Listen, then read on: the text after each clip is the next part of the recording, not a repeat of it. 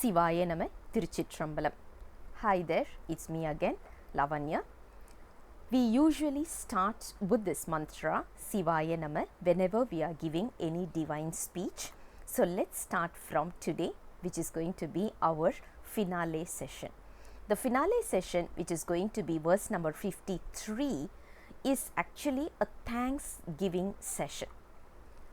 If you remember, just as a small recap, the disciple went to Guru and asked 8 questions. What were the 8 questions? Few of the questions was, what are the 36 tattvam? What do you mean by Anavam? What do you mean by Kamma?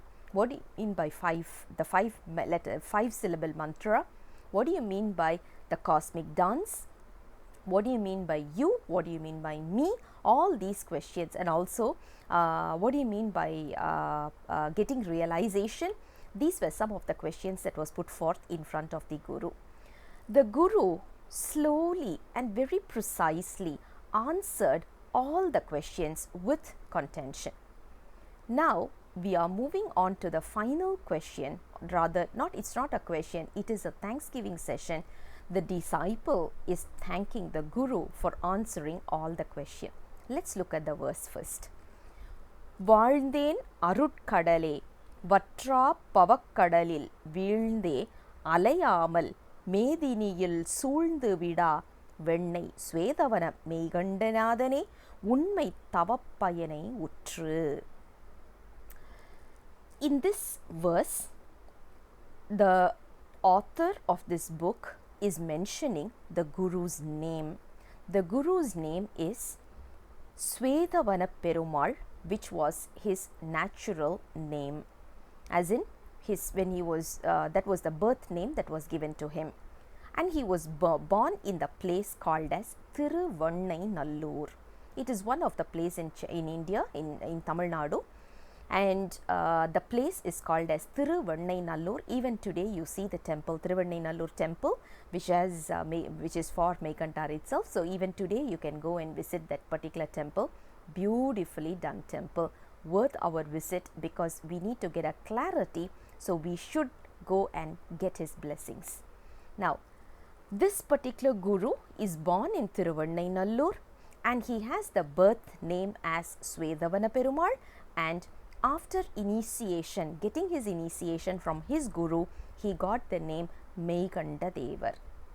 So that has been one of the proof, an authentic statement from the author to say, my Guru is Meikantar, and he is the one who gave me the clarity about all the questions. What did he do is really miraculous. What he has done to me is something beyond words, beyond description. What he has done is very simple. He has removed this vicious cycle of birth and death from my life. I'm not going to be born once again, because my Guru has shown me the path, has given me the right techniques that I can use in such a way that I can get away from this particular birth cycle, the vicious cycle. And that is what this particular verse is actually talking about. You see here, he talks about something called as Unmai Tavapayan. Unmai means truth. Tavam means whatever we are doing in search of God is called as Tavam.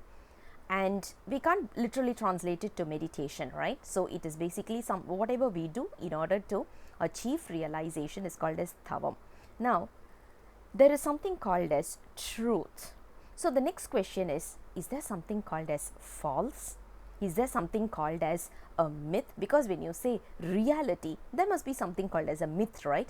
So the next question we may have is, do we have a myth? We don't really call it as a myth, but what we call it is, whenever we are in this path, there are 2 obvious ways for us to choose this path. One is with expectation, another one is without expectation.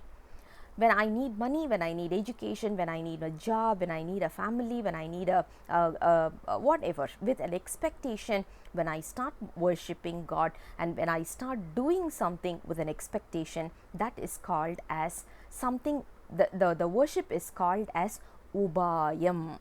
That's a technical term as well. It is called as ubayam. Ubayam simply means with an expectation. So the reality is beyond that. Without any expectation, when I perform all these kind of ways that can lead me to the path of realization, that is what my guru has given me, and this is what our author is giving it as his own phrase. Lovely verse, which actually does a small recap as well.